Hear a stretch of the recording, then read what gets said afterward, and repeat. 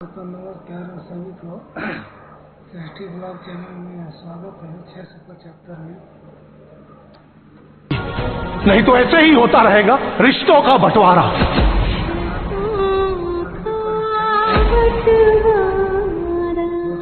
फर फर उड़े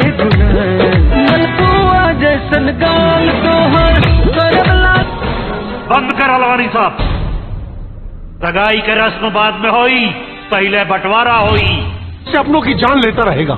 मेरी अदालत से दरख्वास्त है कि प्रॉपर्टी के बंटवारे के मामले में संविधान में संशोधन होना चाहिए।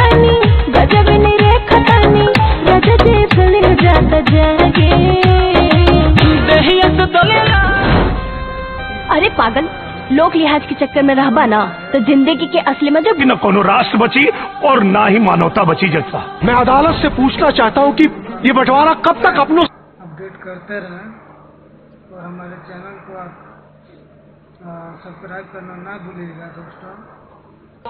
और अगर ये धारा सूख गई फिर न कोनो घर बची, न कोनो परिवार बची, न कोनो समाज बची। तू दूर रहो पूरा पैसा रंग से भरल पिचकारी उमड़ल फगुनवा में होली के दिन में सामान के साथ उन्हीं लोग के भी उठा के घर से बाहर फेंक दे। ये घर तोहार नहीं के अरे बाप के नहीं के।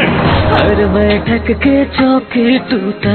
आज ही जोन केस पे जीरा चल रहा बा, ये खाली हमरे घर की समस्या नहीं के जैसा ये देश के हर घर चढ़ली जवानी यहाँ भाई बाका तिल।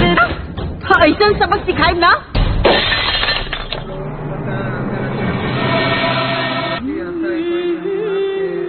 हमरा पता ना रहे कि तू दोनों लोग एकनी के गुलाम हो गए वाला लोग।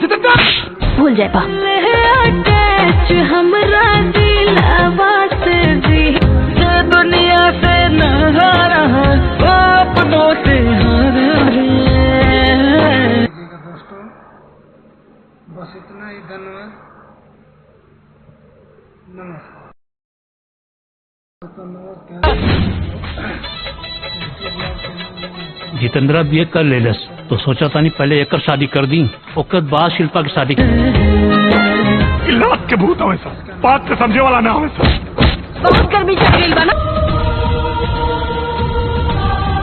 हमनी के सामान गायब है कहता रे। चुपचाप घर से निकल जा लोग ना तो मोबाइल के सिम जैसा तेरे प्यार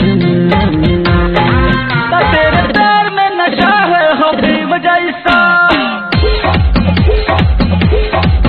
तेरे प्यार में नशा है हो प्रेम जैसा। की समस्या हो ममता, प्यार और त्याग, ये परिवार रूपी नदी के जीवन धारा जैसा। दोस्तों ताकि नया नया जो भी मूवी बनता है बन रहा है भोजपुरी में,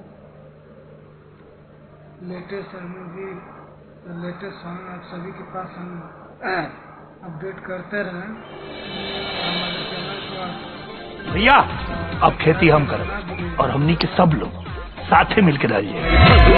रंग दहरी झुरके सनन सनन ललकारी रंगवा के ने छलका की विचार बा और अगला महीना के 10 तारीख के शादी बा।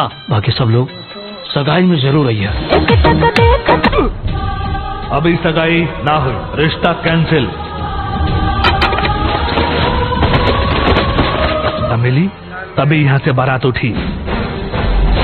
भाऊजी इस परिवार के पाया में खून लग गई।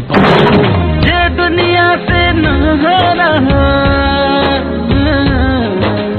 में बैठल छूटल नेह तनेह के दिया अब तो हर मुंडेर से अब एकरा के गिले से बचावल बहुत मुश्किल बा।